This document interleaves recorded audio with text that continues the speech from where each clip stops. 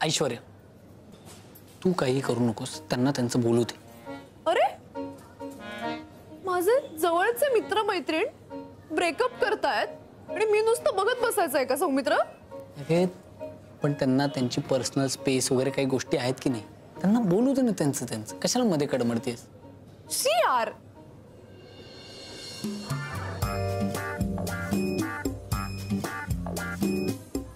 शौनक शौनक बोलूया का आपण? हो बोल. नाही का माझे म्हणजे आता पहिल्यांदाच ब्रेकअप झालाय ना, मला या परिस्थितीत काय म्हणजे बोलावं हे कळत नाही. कन्फ्यूज झाले. फाईन फाईन, मी सुरुवात करते. सुरुवात?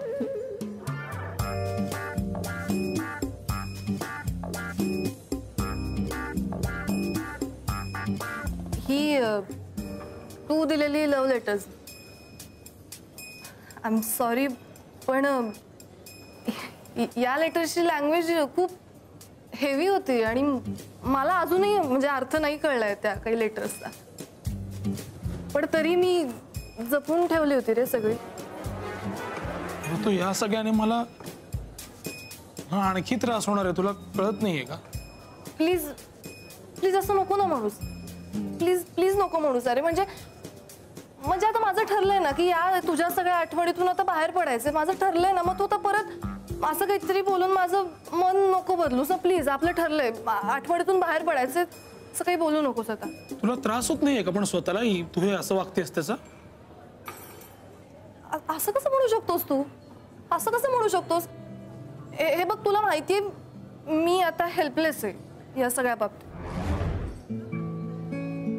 ठीक आहे,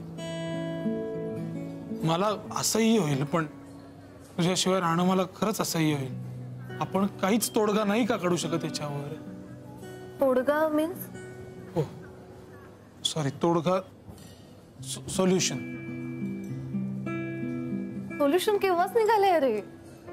सोल्युशन निघालंय, मी तुला बऱ्याचदा सांगितलंय, पण तुलाच मान्य नाहीये ते. कोणतं? हो सॉरी, सीए सॉरी. ते सोल्युशन नाहीये पण ऋतू, ती अट आहे तू मला घातलेली. आपण खरंच काही सोल्युशन काढू शकतो का यावर? काय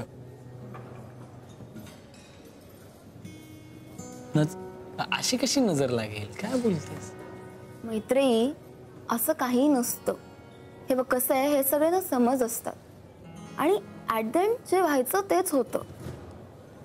हो ना? ब्रेकअप कोणाचं होत असं तर मला इतका त्रास होतो ना, काळीच तिळतिळ तुटतं माझं.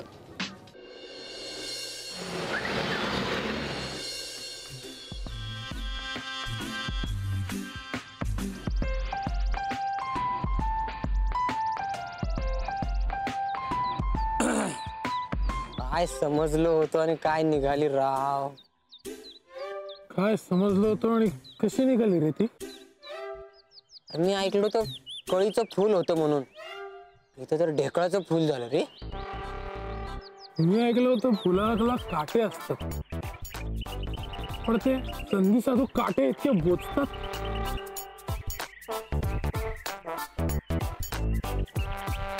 त्या बबलीने मला भेटायला बोलवलं आणि डोळ्यात डोळे घालून असं विचारलं रे, तुम्ही मला का नापसंत केलं? मग तू काय बोललास रोकडू? ते डोळ्यात पाहून असं म्हणलास की नाही की अजूनही वेळ केलेली नाहीये?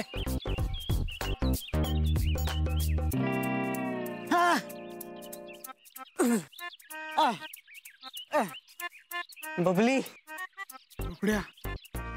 बबली, अगं तू एवढी माल दिसते तसं आधी माहित असतं तर नाही का म्हणलं असतं ग तुला.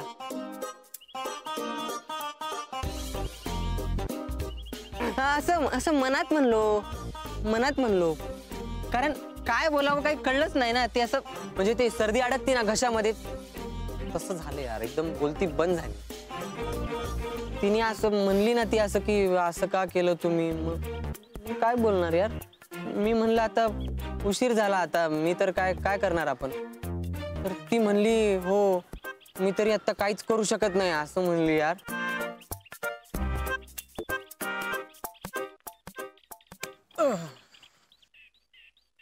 काय झालं.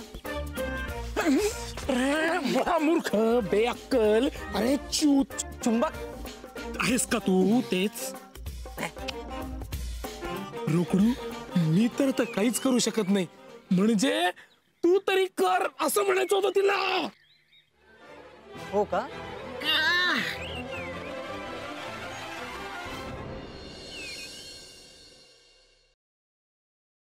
काय ग एवढं अर्जंट का बोलून घेतलं म्हणा.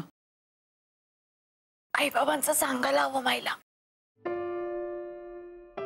अरे हा ते सांगू पण आता लगेच सांगायचं का. जरा शांतपणे सांगूयात ना. सांगू 1-2 दिवस जाऊ देत. ऐक माझं. चल चल चल चल. नंतर सांगू ना शांतपणे. वा सगळ्या डब्यात नुसती हवा भरून ठेवली.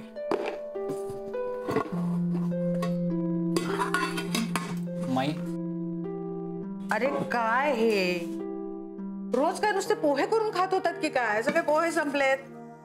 अगं नाही रोज नाही एका दिवसातच संपवलेत यांनी पोहे. ते ज्वारीचं पीठ सुद्धा जुनं झालं. त्याच्यात भाकरी होणार नाही. काय सांगतो.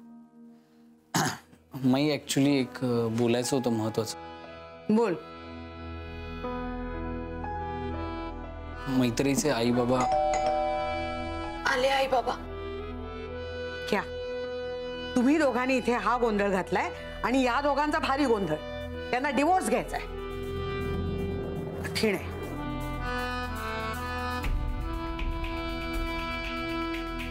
माईला सगळंच माहिती असतं पण ठीक आहे तिला माहिती आहे ना मग काही टेन्शन नाही आपल्याला. रे देवा रे देवा. अरे घाला दगड माझ्या डोक्यामध्ये यार. याला कधी नाही तर एक पोरगी खुल्लम खुल्ला लाईन देत होती यार. तिला पण मी नाही म्हणून आलो. मला म्हणली तुम्ही काहीतरी करा. ए काय पण फेकता का बे. तसं असतं तर तिने डायरेक्ट सांगितलं असतं ना मला. अरे आदिल या पोराला पटव की ती पोरगी याला लाईन देतीये. ए तू काय एक्सपर्ट आहे का ह्याच्यामधला. एवढं अरे यार तिला नाही वाटत यार माझ्याबद्दल. ती म्हणजे एवढी सॉलिड दिसते आणि मी म्हणजे यार नाही तिला काय वाटत नाही माझ्याबद्दल. अरे रोकडे माझा ऐक. माझा गाढा अभ्यास आहे स्त्रिया आणि त्यांच्या संवेदनांवरती. स्वतःला अंडर एस्टिमेट करू नकोस बाळा. तुझा मोठा प्रॉब्लेम तुला सांगू काय. सगळ्यात मोठा प्रॉब्लेम तुझा न्यूनगंड आहे. ए शिव्या द्यायचं काम नाही. अरे ती शिवी नाही. ए तुला एवढं कळतं तर मग तुझं कसं काय ब्रेकअप झालं रे. रोकडे मी हुसर झालो या ब्रेकअप मध्ये. काय मी अतिशय पाशवी वागू शकतो आता. अरे मूर्खा माझा आता जरी ब्रेकअप झाला असलं तरी 3 वर्ष मी त्या मुलीबरोबर काढलेली आहेत. आणि जो माणूस एका स्त्री सोबत 3 वर्ष काढतो तो स्त्रियांच्या संवेदनांबाबतीत सजग होतोच. यारे जा यार चुंबक तू. यारे आधी तिचं फर्स्ट रेट आहे आणि मी तू जा बरं जा तू जा इथून. मला राहू दे माझ्या गम मध्ये यार. अरे यार मला पाहिजे यार ती मला पाहिजे. अरे मूर्खा तेच सांगतोय. तू राहशील इथे गम मध्ये गुमसुम होऊन तुझ्या आणि ती तिथे विवाह करून बसेल दुसऱ्याशी. नाही. अरे नाही काय हो हा सिनेमा नाहीये. तुला ब्रेक घ्यायची गरज आहे सगळ्यापासून माझ्यापासून पण. ब्रेकअप नाही ब्रेक. नाही हो तू जा ना अगं कुठेतरी. आता आयशू बघ. आयशू चालली ना ते मेडिटेशन कॅम्पला. तू पण जाऊ शकतेस. आयशू सोबत कसं शक्य आहे यार सौमित्र. कमॉन. एक तर ते आयशूला चालणार नाही आणि मला ते मेडिटेशन कॅम्प वगैरे ते नॉट पॉसिबल. नाही अगदी तिथेच जा असं सांगत नाही. ऍक्च्युअली तू जाऊ शकतेस.